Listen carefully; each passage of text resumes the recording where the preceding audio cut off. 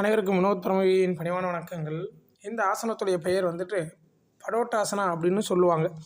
இதை நீங்கள் தொடர்ச்சியாக வீட்டில் செய்துக்கிட்டு வந்தீங்க அப்படின்னாக்கா தலைவலியிலிருந்து நீங்கள் தற்காத்துக்கலாம். அது மட்டும் இல்லாமல் உங்களுடைய மூளை சுறுசுறுப்பாக இருக்கிறதுக்கு ஒரு வாய்ப்பு அமையும்.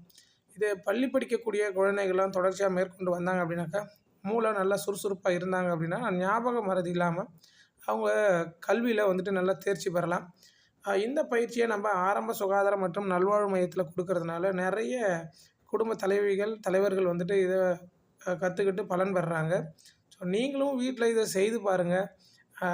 சுறுசுறுப்பு எப்படி வரும் அப்படின்னாக்கா தொடர்ச்சியான பயிற்சியின் மூலமாக தான் சுறுசுறுப்பு வரும்.